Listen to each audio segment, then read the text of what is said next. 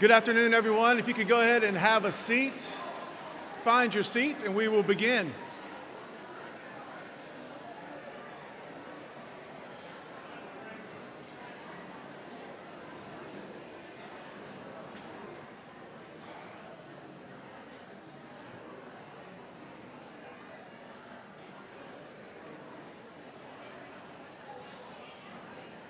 Go ahead and find your seat, and we will begin. Thank you.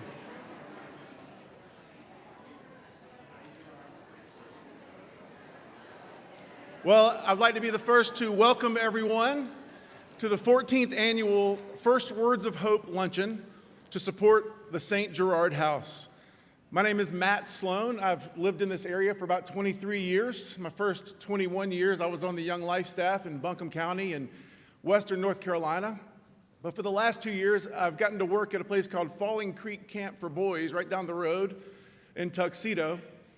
And it's been our privilege for the last 2 years to be able to host the St. Gerard House Staff Retreat, where they've come and they've rested and they've been supported and encouraged. And I will tell you that you're on holy ground here. This is a holy work that is being done by these folks with our friends here in Hendersonville. And so it is a privilege for me to stand here before you and to help guide us through the day today. A couple of thank yous to begin. First of all, we would like to extend our sincere thank you to all the generous businesses that showed up to sponsor this special event, especially our autism ambassadors, Vanoy Construction, Champion Comfort Experts, Advent Health, and all of the other generous businesses. The next time you talk to these guys, thank them for supporting the St. Gerard House and for making a difference. Let's give them a hand.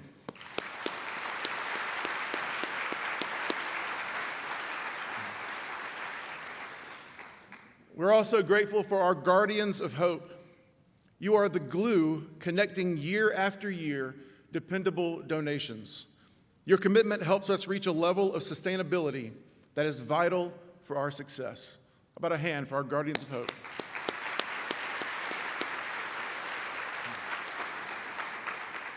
I'd also like to recognize the St. Gerard House Board of Directors and Advisory Board.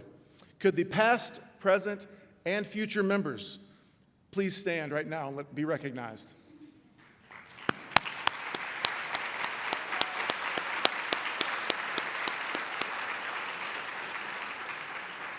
Thank you all for guiding our mission and for your wisdom and your tireless efforts. We'd also like to thank our table captains for making this luncheon a success. We have a special gift for you. Please enjoy your centerpiece there on your table, created by Flowers by Larry. Those are for you to take home. But that is not all. Also on your table, you will find a jar of lavender salt scrubs there. That is for you to take home as well. And those are made for you by our Feed the Need folks. Those are our participants in our young adult services who are also right here, the Feed the Need folks in the back of the room there. They're made for you. Let's give everybody a hand there.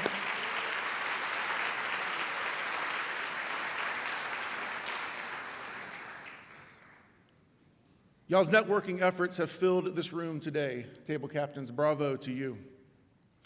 And for you, our guests, we also have a small gift. At each place setting, some of you might have already found out the hard way that those are not tiny edible wafers.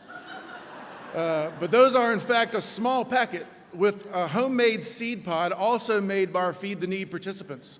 You can plant those in your yard or in a pot, anywhere that you can watch it grow and be reminded of the St. Gerard House. Thank you all for being here today.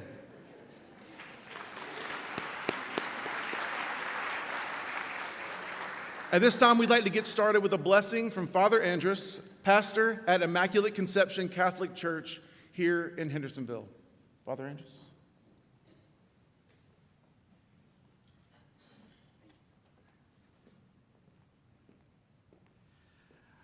Good morning, everyone. Without further delay, so that the food doesn't get too cold, let us dive right into our thanksgiving and blessing of the food. In the name of the Father, and of the Son, and of the Holy Spirit. Bless us, O Lord, and these thy gifts, which we're about to share from thy bounty through Christ our Lord. Amen. May they serve us to serve you better. Amen. In the name of the Father, Son, Holy Spirit. Amen.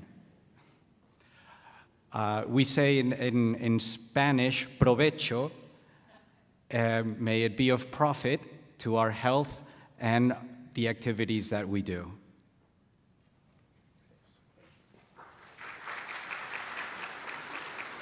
Thank you, Father Andrus. Another special thank you today to Spencer Purcell and the team at Hubba Hubba Barbecue for this delicious lunch, as well as to the Tryon International for the delicious gluten-free brownies. I would like to welcome our first speakers to the stage, beginning with Caroline Long-Tyndall. She is the Chief Executive Officer and co-founder of the St. Gerard House. Caroline is a proud mother of 2 young adults with autism. I'd also like to welcome up Rachel Cushing-Cook. She is the Chief Clinical Officer and co-founder of the St. Gerard House. Rachel is the proud sibling of a young adult with autism. These 2 brave ladies said yes to starting this incredible mission 14 years ago. And daily, they continue to give their yes to the families and to the participants of the St. Gerard House. So, ladies and gentlemen, Rachel and Caroline.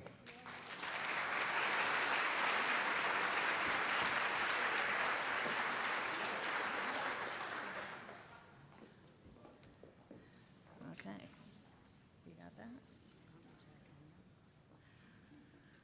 Whew. This is a very full room. I've really enjoyed walking around and visiting with people before we came up here. I'm Caroline Long-Tyndall. This is Rachel, in case you didn't know who was who up here. And we really couldn't be happier. We had to implement family holdback today and give up our seats, so we're really happy about that, too. We're used to it. There are a lot of familiar faces in here, and I'm really happy to see a lot of new faces. And some of you may, I think we were talking to a few of you who've been to at least 12 or 13 of these luncheons. This is our 14th. So it's pretty amazing. So you may have hear things that you've heard before, but I hope you can experience it with the lens understanding the impact you have had and continue to have on St. Gerard House. We wouldn't be here without you. Okay, I'll start off with our mission. I'm going all Taylor Swift. Huh? So our mission is to help individuals with autism experience more joy and achieve meaningful life outcomes. It seems simple, but it's not. We do this through innovative programs and continuous advocacy. So every time I go anywhere to talk, people still ask me what autism is. So I'll explain it. It's a complicated condition. It's a spectrum disorder, referring to a broad range of conditions characterized by challenges in communication, social skills, with repetitive behaviors.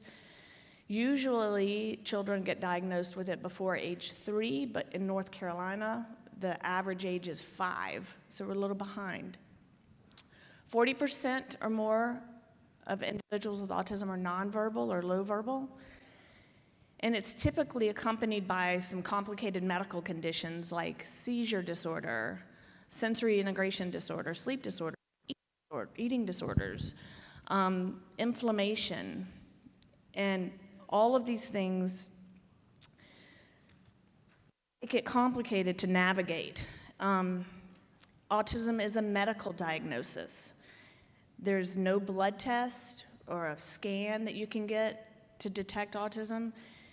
It's determined by a series of intense observations of behaviors and skill sets.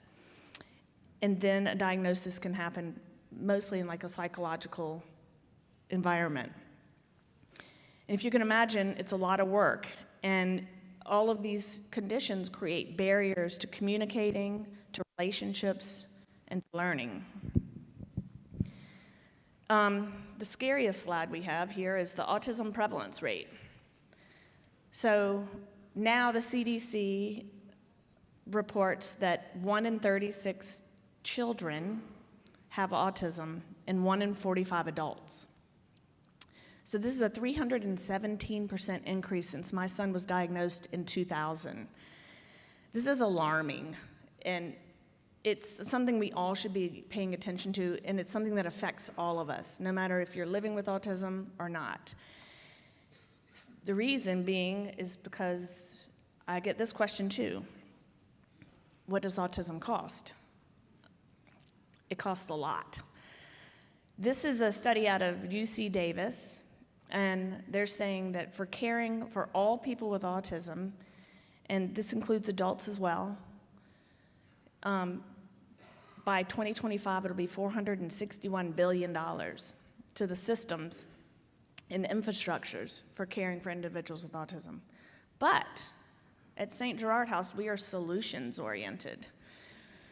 And the day we have opened our doors, we implement ABA therapy for 6 years without it being paid for at all, which is the most effective method of treatment of autism, and it reduces the lifetime cost of care by 2/3, which is a huge amount of savings.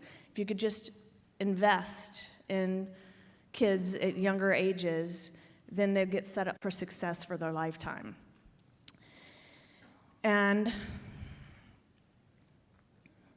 Rachel's going to explain a little bit more detail about ABA therapy. It's applied behavior analysis. I've tasked her with that.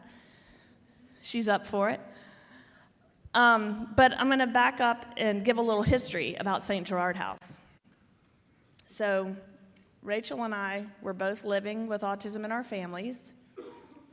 Rachel with her sister Catherine, and me with Liam and Bridget, my 2 children who are now 23 and almost 22. And they were doing quite well. And we both experienced the life-changing effects of ABA therapy. And we were led by our Catholic faith and deep desire to serve others. We answered the call. With the support of my parents and Father Nick Mormondo, St. Gerard House opened in 2010 in a hair salon building that the church was about to tear down. We had 2 preschoolers and a budget of $60,000. We inched along thinking we were going to help a few families here and there. And a couple of articles came out in the newspaper, and then the phones started ringing. We didn't have any idea of the magnitude of the need or the mission we were about to embark on. I think if we did, I don't know if we'd...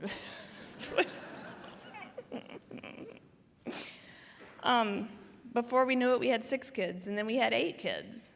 I was calling anyone I knew who had ever worked with children and hired them on the spot. We built the first team of behavior therapists, but now I had to figure out how to pay for them. We had no money, but we had a tremendous amount of passion. We were on a crusade to educate people and how impactful this work was and how much potential and love and value kids with autism had. We raised money and frantically wrote grants that I didn't know how to do, but we did it.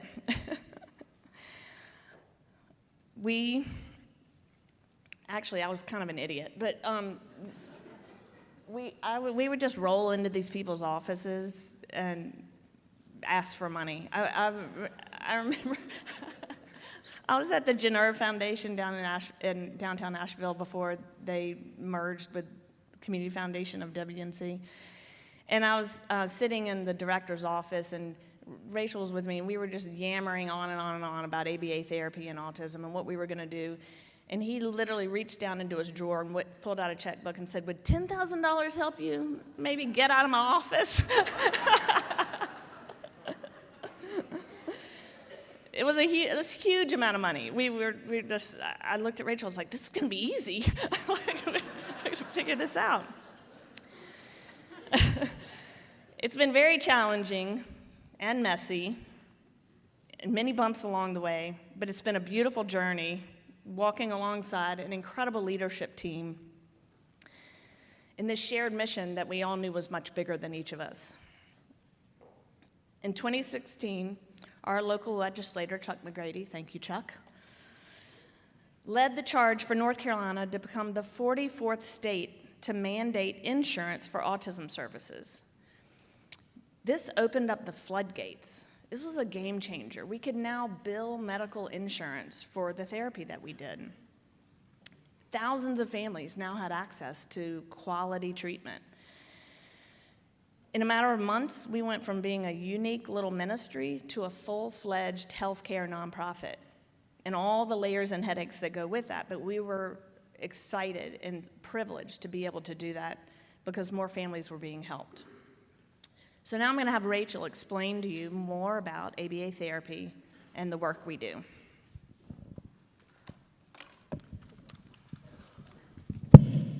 Sorry. Is that good? That's good. Okay, hello everyone, and happy Autism Awareness, Acceptance, and Appreciation Month.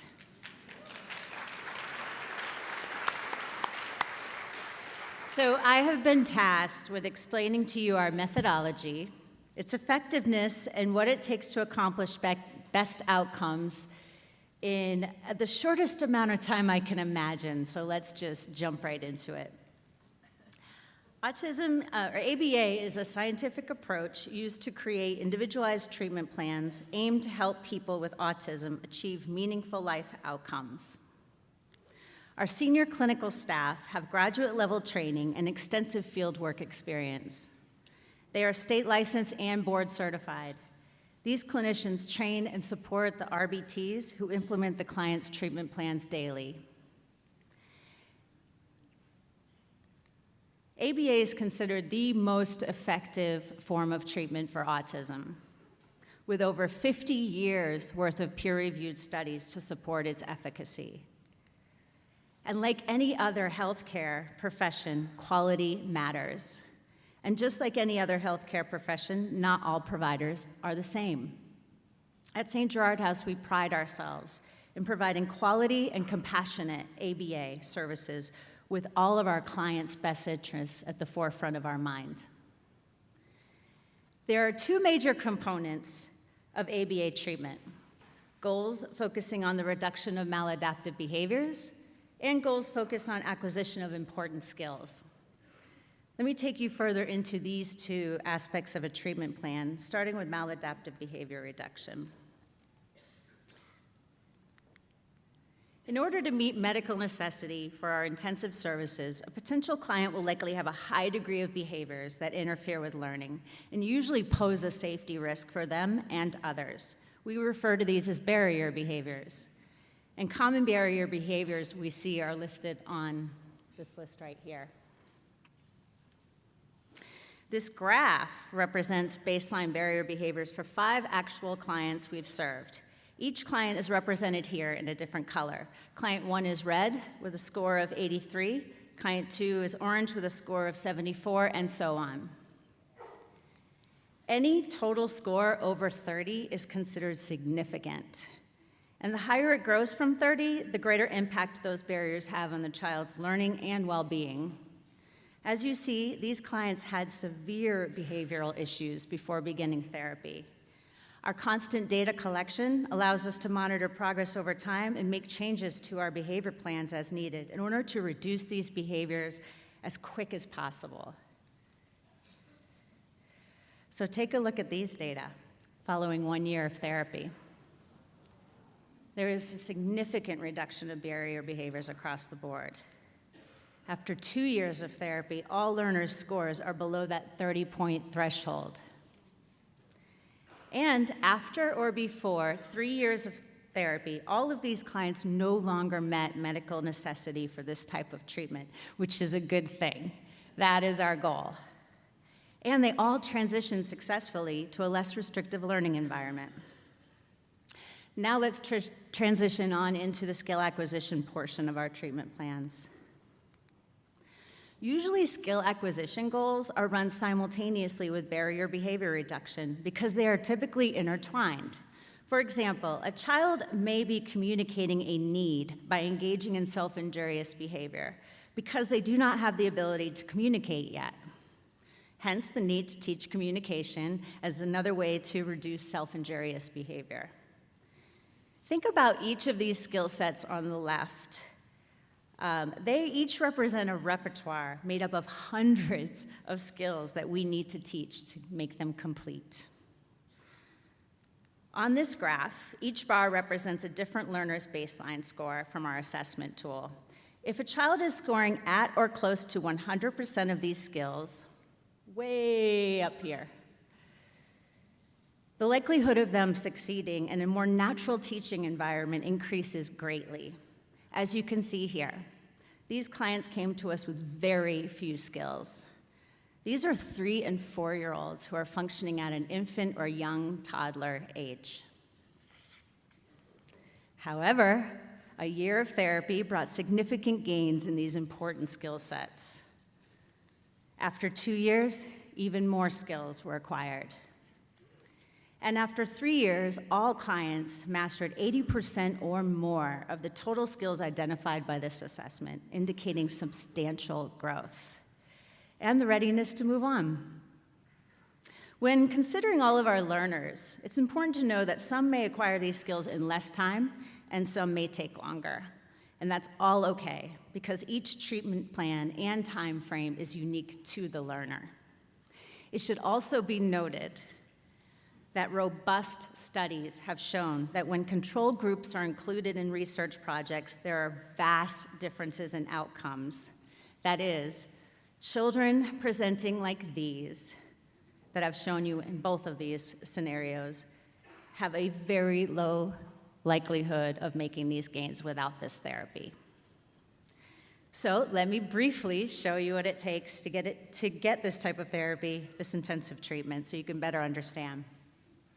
Here's a depiction of the supports needed to work with a pod of 16 children, just like we're doing right now in our Grotto 1 and 1.5 program.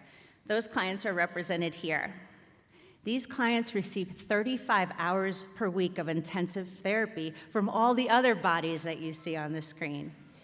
Each RBT in red works the closest with our clients and run the treatment programs directly with them, collecting hundreds of trials and data points each day. The supervisors, black and blue, support the frontline RBTs, run frequent assessments on each client, analyze data frequently, make necessary changes to treatment plans for efficiency with learning, meet regularly with parents to carry over goals and teaching strategies, ensure compliance with all of our governing boards, work closely with the interdisciplinary team, our speech pathologists, our occupational therapists, the pediatricians, uphold organizational policies. That's in addition to writing lengthy reports, staying current with the literature, attending professional development trainings, creating daily schedules, and attending many weekly meetings. So this work is very rewarding for us. But that being said, it is also very hard. And it takes very special individuals to come in and day out, literally giving their blood, sweat, and tears. And they do this in order to make sure that all of our clients have life-changing results. And in my eyes, they are our heroes. So they were not acknowledged before, and I definitely want to acknowledge them now. Our centers are open today, but we don't have a lot. If you are an employee of St. Gerard House, please stand up and be recognized and know that you are appreciated.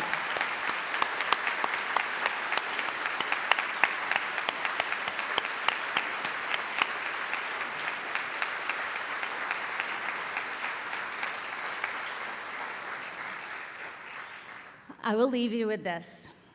Every child who meets medical necessity criteria for ABA deserves access to quality ABA. We currently have 239 of those children on our wait list who deserve this. With your support, we can create more opportunities for those who are so greatly in need of it. I think it's wonderful that 2 to 4 years of therapy can reduce the nation's costs by 2/3. But I think it's even more wonderful to think of those numbers terms of the effects this therapy has on the quality of life for these children and their families.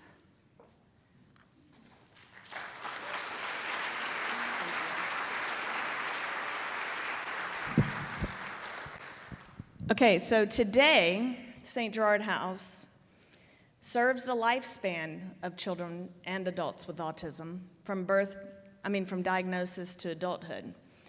We do it with our 4 main programs, and they're in the programs at your seats. I'm not going to go into it. We now occupy 6 different buildings on the block.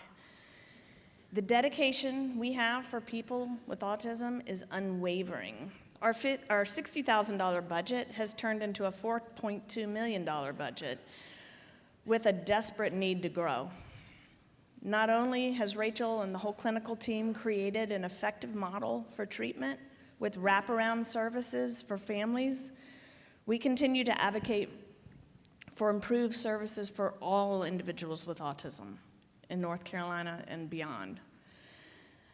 The people sitting in this room who have constantly shown up for us through the years by sharing our story, coming for tours, praying for us, volunteering, you cared enough to support autism and St. Gerard House. You are vital participants in the story of St. Gerard House. You've helped us push through some very hard times, but we persevere because this mission brings life. I truly believe the very existence of St. Gerard House has changed the paradigm for individuals with autism, their families, caregivers, and educators in our greater region.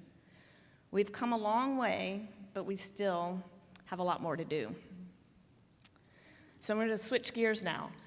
So upon hearing the diagnosis of her son, FWOH Moss didn't want to change her beautiful boy. She wanted to change all the systems around him so that everybody could see him the way she saw him. St. Gerard House is chipping away at these systems, and your being here today helps us carry the torch to help more families.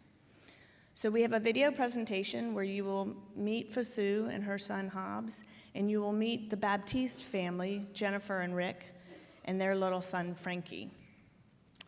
Thank you for listening.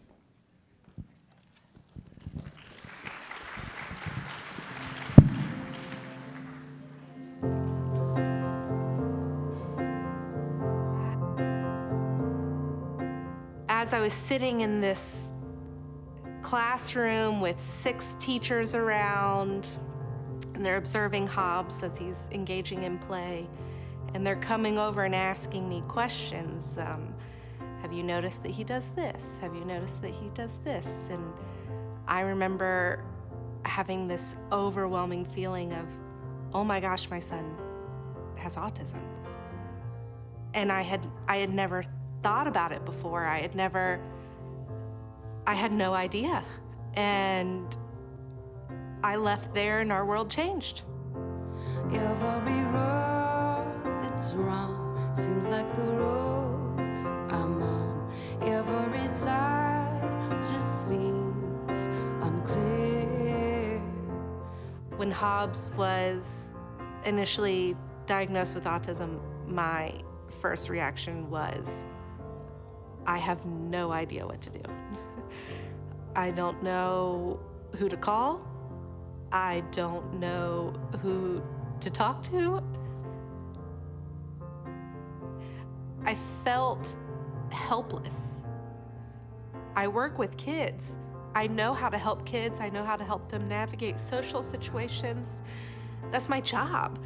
And this was a whole different thing. The demons that hide inside, to them why am I tied? I was very fortunate that I had a friend who knew a lot about St. Gerard House. And we started connecting with other families who had been through similar journeys. We really just wanted community. I have been so desperate for community, and we all need resources. All of us, this whole wide range of people who are now affected by this. I was calling all these other places, and no one else was offering that. We've been able to find that through St. Gerard House. They are helping families in our community find footing in a variety of different ways.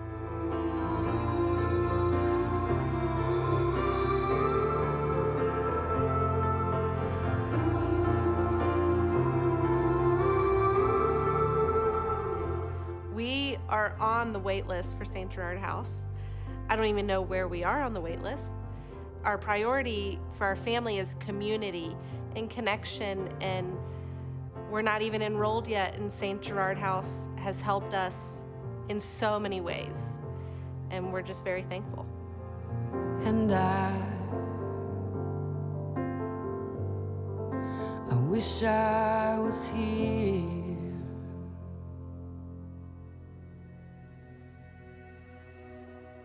I am Jennifer Baptiste. This is my husband, Rick Baptiste. And it was in the end of 2019 when our son, Frankie, was born. Once he was mobile on his feet, that's when we had a big regression in language. All of a sudden, the babbling went away. He became mobile and he just got very, very quiet. I kind of held out hope that, his communication would return, but by the age of 2, things just were not progressing overall as I thought they ought to progress, and so it was time for an evaluation. Had any of you told me this was a part of the story, I wouldn't have believed it, not for a moment.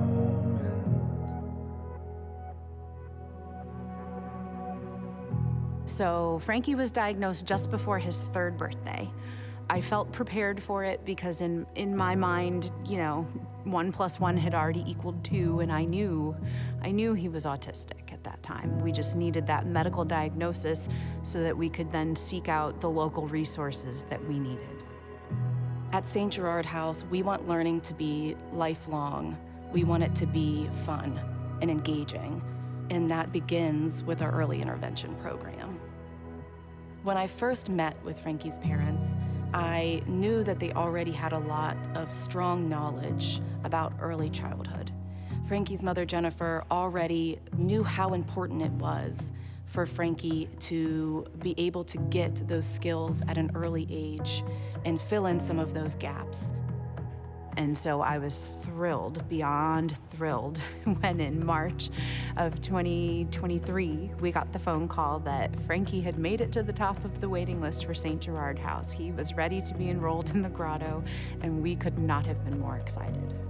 When we received the phone call, my initial reaction was hallelujah, it was divine intervention. It was exactly what we needed to hear when we needed to hear it. And I knew from there, our son would finally get the help he needed.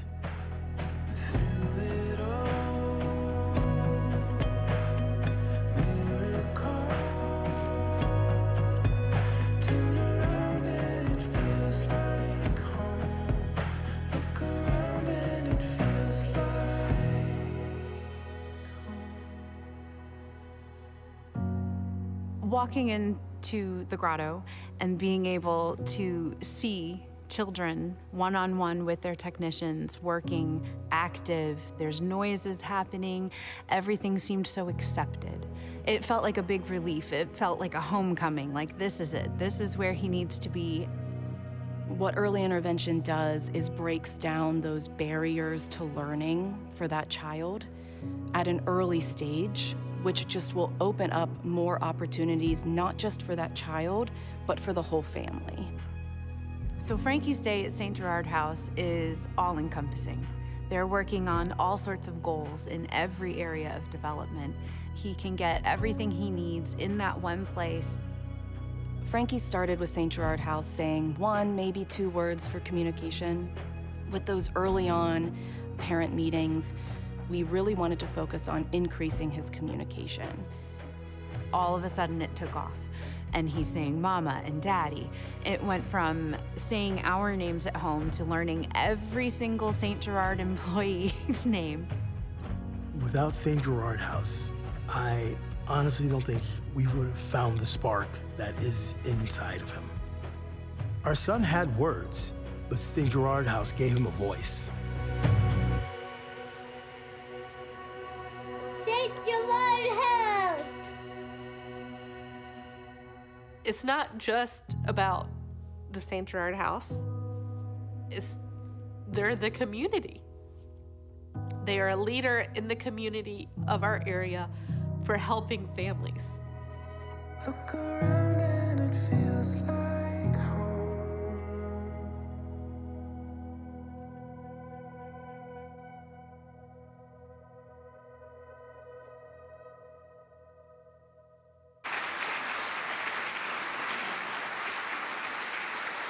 Hello, I'm Jennifer, and this is my husband, Rick. We're Frankie's parents. Music has always been a big part of my life, and I continue to enjoy singing in choirs. There's a song by Stephen Sondheim called "Anyone Can Whistle" that really resonates for me as a parent of an autistic child. There's a particular line, "What's hard is simple, what's natural comes hard," and that truly speaks to me. I can do hard things. I moved to New York City in my early 20s, secured an apartment and a job, and navigated the big city alone. I put myself through a master's program while working full-time and babysitting on the side. I've got a dual master's degree in early childhood and special education, as well as 15 years of experience working in daycares and one-on-one with special needs preschoolers. But when my child turned 2, I felt like a failure. 20 days after Frankie's first birthday, I gave birth to our second child. Frankie didn't have much of a reaction or interest in his baby brother. I was overwhelmed caring for a newborn and a 1-year-old and still learning our new community. He began walking at 14 months old, and suddenly my babbling little guy became mobile and quiet, as if he couldn't work on both skills at the same time. He just stopped communicating. I'd tried everything in my educator's bag of tricks. We had him evaluated and began speech and occupational services. I did all of the homework suggested. I'd drive 30 minutes into town for a 30-minute session twice a week where he would just want to play with the toys by himself, not make any sounds, and then have a screaming fit on the drive back home. He was 2.5 when we tried a church preschool. He seemed excited to go there, but he didn't interact with the other children, and he'd just be off by himself. Nothing seemed to be helping Frankie communicate. He was content to be on his own at home, lining up toys and spinning everything. He received his autism diagnosis a month before his 3rd birthday. I remember being devastated by one section of the testing. He was given a toy cake and a doll and asked to play Happy Birthday with the doll. He had no interest or idea of what to do. He didn't imitate the adult putting candles in the cake or pretending to serve it or feed it. Communicating and imitating, what seems to come so naturally to most children, did not for mine. I felt so frustrated and so guilty. I'm an educator who can't seem to teach her own child. Frankie began EC preschool at our local elementary school when he turned 3. It was a class of 3 or 4 children, all with special needs, for just 9 hours per week, and it didn't seem to be enough. I think the part he liked the best was the bus ride to and from school. I felt desperate. By this time, his vocabulary was increasing. He could label lots of items and pictures, but he couldn't answer yes/no questions, couldn't say what he wanted to eat, or use his own name, let alone mine. As the other half of the parental wing of Team Frankie, I admittedly come in with far less knowledge and experience in the matters of autism and education. To explain, I'm a first-generation born American with both parents born in Haiti. Sorry. There, autism is a rarely discussed and even more rarely diagnosed condition. Parents would hardly ever consider the possibility of neurodivergence. Children with such conditions rarely ever receive treatment or education to assist them. Quite the contrary. Sorry. They're subject to indifference and shame, not only from society, but from family as well. Common intimations say that children were sent to live with relatives when parents were unwilling or unable to care for a child with special needs. When we received Frankie's diagnosis, it confirmed what we both had come to realize, that our son indeed changed from his bubbly self. As Jennifer previously stated, at the 14-month mark, Frankie became far less vocal and engaged with the outside world. He had retreated into himself.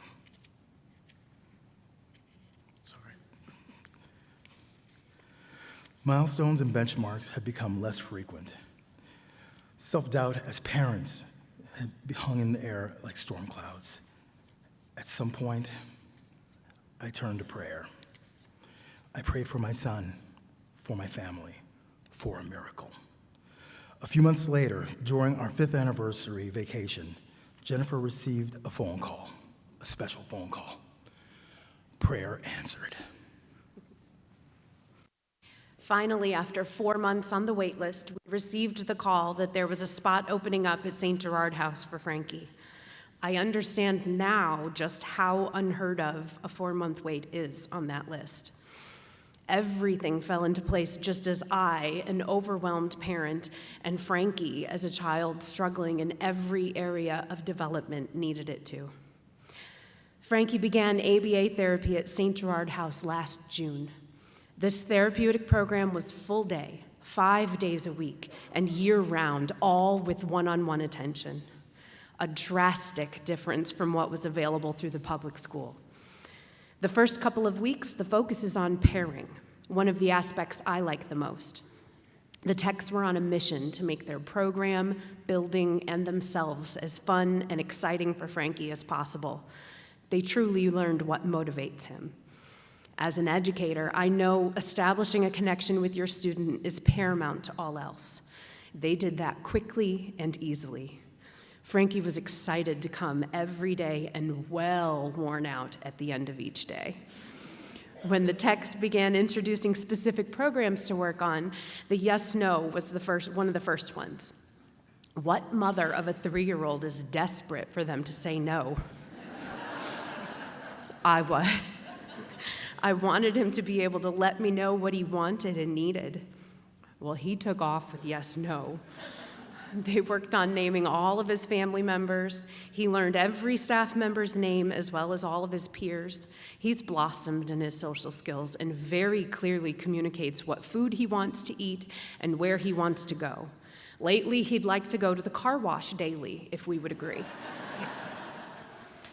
He continues to work on following directions, taking turns, completing sentences, writing his name, and communicating his wants and needs. All of these skills he builds and develops in the hopes of eventually moving on to the public school system. And I can see that future for him now. We continue to have parent weekly meetings where we discuss Frankie's successes and challenges both at home and St. Gerard House.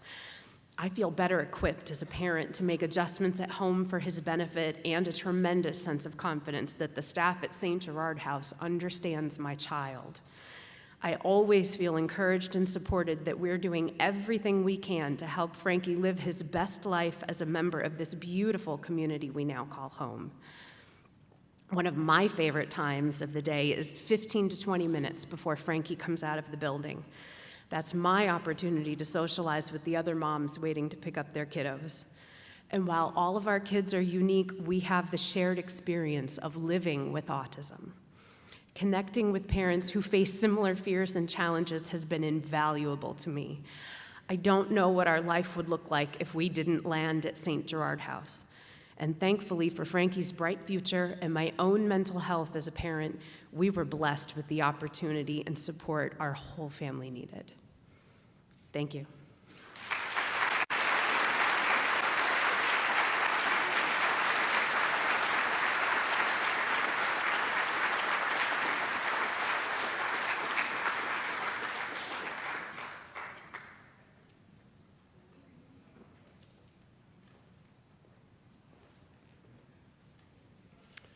Hi, I'm Tom Brackett, and I'm honored to be here as a member of the board of St. Gerard House.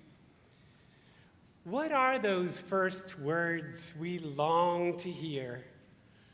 With our daughter, delayed speech kept us guessing, and poor motor skills forced our little one to wear a bicycle helmet from morning to night just to keep her head safe from constantly banging into everything. So we were pretty thrilled when our nonverbal girl started making word-like noises. She would point and wave and make a sound, and we had our private sign of hope. And then one day it came, that first word, the one we'd been waiting on. It was little finger pointing toward the wood stove, hot. Hey, it wasn't mama or dada, but it was her first word. So yes, I'm here with you as the parent of a daughter who lives with autism. We brought her here to Western North Carolina 20 years ago, where school authorities quickly made it abundantly clear that there would be no early intervention. In their minds, every child deserved the same resources, nothing special about any particular need. It was, suck it up, buttercup. I was a pastor in a public position, affirmed in so many ways. But when our inconvenient child, who had been rejected from 5 schools before 2nd grade, came along, we were uninvited, isolated, and even shunned in the community. It was devastating, to say the least. She was inconvenient, and so were we. We put on a good face, and we did our best not to let it take us down. I did my best. I asked for help. I asked for advice. We asked for any kind of intervention, but we were alone. And then, almost by accident, someone told us about the Teach Center in Asheville. It was one of those, I don't really know what they do, but it seems like they might be able to do something kind of referrals. So we made an appointment, and we went there one more time. And they confirmed what we already suspected after 3 therapists, 2 psychiatrists, and 6 schools. Our 6-year-old and her exhausted parents were living with autism. We couldn't know it then, but that diagnosis offered by Steve Love and Ann McGuire was the gateway into a supportive community that eventually made all the difference for us. It wasn't rainbows and unicorns, though. It took a lot of early intervention, especially for her parents. It was Ann McGuire offering us her garage apartment so that we could move with our little one into the reach of resources in Asheville. It was her firm and non-anxious presence in our lives that called us to get our act together. And a few years later, when we were learning to navigate Medicaid benefits, it was Lindy Monteleone that intervened on our behalf in a very difficult moment with a psychiatrist. Soon thereafter, we met Janet Price Farrell, an amazing community leader whose friendship taught us how to laugh at our earnest selves as well as our quirky children. All of these, each of these amazing humans had a huge impact on us, on all of us. And just now, as I'm catching my breath, I realize just how fortunate I am to be standing here with you today. This was our early intervention. And so these days, in every single email I send out, I have this signature line. It says, "With hopes sustained in community, Tom." Folks will often ask me where that comes from, and I'm here to tell you this afternoon. That hope I have came to me through the community represented here at St. Gerard House. And it came from Ann offering her apartment and Steve Love's compassionate diagnosis and Lindy's words, "We got this." It came from laughing with wise and compassionate Janet. It came from long talks with Caroline Long over the last decade, where I heard from her over and over again, "You're going to be okay. We're going to be okay." I would not be sober and grateful and the parent of a daughter with autism who today is thriving were it not for the same interventions that St. Gerard House offers this community day in and day out. I know that we usually attribute first words to the child living with autism, but this afternoon I offer that the first words I longed to hear all those years ago were words that I as a parent needed to hear. My whole life was on the verge of despair until I started to hear, "We got you. We're here for you. You can do this." Come join our parenting classes as we learn together how to do this. These two are the first words we offer at St. Gerard House. This is the message that this incredible community of behavioralists, healers, and advocates offers. The first words that, frankly, all the world longs to hear. So this luncheon is all about making that intervention available to the community, to all the other worried, sick parents out there, barely making it to 5 o'clock day after day. I now know that this scale intervention can only happen through your partnership. This is an invitation not only to show up and give, but also an invitation to be full partners with St. Gerard House. May I get personal with you? I'm also here as a man who has given more than half of his adult life sorting out how to stay tender-hearted and open in this hyper-competitive world. It's a noisy world clamoring for my attention, for your attention. Everyone wants us to pay attention. May I offer the 3 Ds that really deserve our attention today? Most of us now know that divorce rates are higher in families with differently abled children. A 30-year study recently showed that divorce rates are at their highest within the first 5 years of a differently abled child's life. Can you imagine parents separating before this child turns 5? A credible University of California, San Francisco study recently showed that half of the moms of kids with autism have diagnosable depressive symptoms. The primary factor that exacerbates those symptoms is the profound sense of isolation that most of our moms experience. These moms, our daughters, our sisters, our friends, our neighbors. Last year, long-term research concluded that single mothers who had raised a child with autism moved into dementia earlier and more frequently than single mothers of neurotypical children. That is so scary to me, terrifying, in fact. So how do we turn the tide on this tragic wave of grief? I believe it will happen as we offer early interventions, patient and disciplined companioning, and antidotes to the nonsensical reasons for what causes autism. These 3 Ds are now evidenced by the high-level research we're conducting worldwide. Mothers plagued by divorce, depression, and dementia, that is, families and whole communities suffering precisely for the lack of what we have in abundance here this afternoon. Years ago, famed anthropologist Margaret Mead was asked by a student what she considered to be the first sign of civilization in the culture. The student expected Mead to talk about fish hooks, clay pots, or grinding stones found in archaeological digs. But no, Mead said that the first sign of civilization in an ancient culture was a thigh bone that had been broken and then healed. Mead explained that in the animal kingdom, if you break your leg, you die. No animal survives a broken leg long enough for the bone to heal.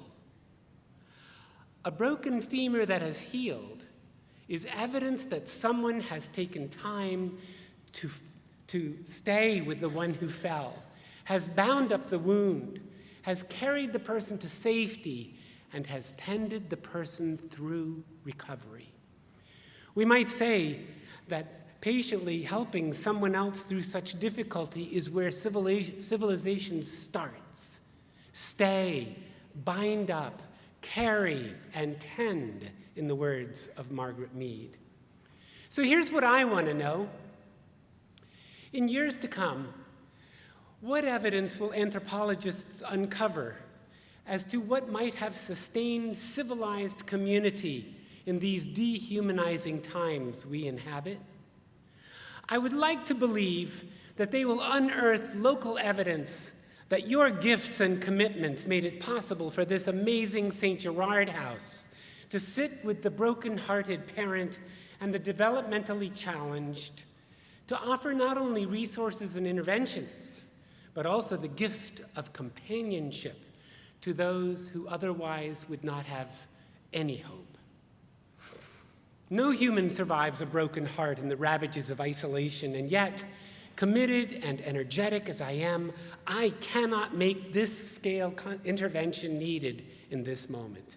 And neither can you, but we can do this together. Speaking as a member of the board of directors for St. Gerard House, let me say that we need you and your support in order to make a sustainable difference in this community. I just barely finished 25 years of caring for our daughter, and it's now time to give back and pay it forward. I want my name to show up in years to come as one who learned from Anne and Steve and Lindy and Janet and Caroline and all of you just how to stay, bind up, carry, and tend, in the words of Margaret Mead. Listen, I chose to be a minister, and that's not exactly the most lucrative vocation out there. But as I was thinking about what my own financial contribution should be for this moment, it felt important to put my wallet here next to my notes. By now, you know that I'm committed to the mission of St. Gerard House. My wife and I are also offering our annual contribution of $2,000, not only to partner with St. Gerard House, but also to make possible the first words that every parent of a child with autism longs to hear. We got you. We're here for you. You can do this. This is not the only way that I will partner with St. Gerard House, but it is what I bring along with this ask of you this afternoon. If you're already giving, well, thank you, and please continue. And if you're considering a financial partnership with us, please give like you intend to make a difference. Please consider giving a gift that costs you a little, one that conveys just how much you care. Here's how you join us in this high holy venture, how you offer your own partnership on this pledge sheet. Your table captains are taking these pledge sheets out at your table, and you'll notice in the top section, we invite you to describe yourself as our partner in sharing these first words of hope. The pledge sheet that you will have in your hands in a moment looks like what's on the screen. And so just a moment of explanation.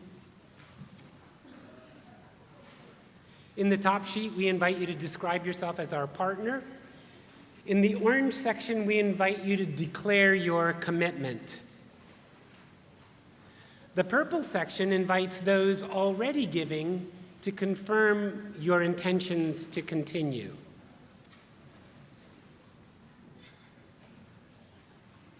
And the green section is where you tell us how you will partner financially. The blue section is a place to share special instructions, and in addition, you'll see that there's a QR code you can scan with your phone to complete your form digitally. Finally, if I could just catch your attention one more moment.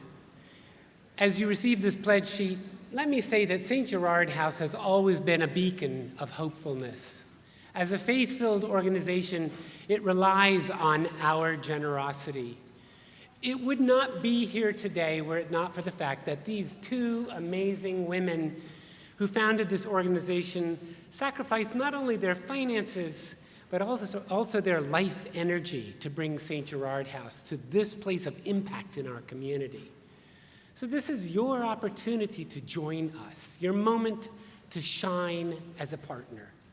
And may I say that however much you can pledge today, let us leave this place committed together to share the good news about these first words of hope. Thank you for letting me share all that has sustained my hope these last 2 decades.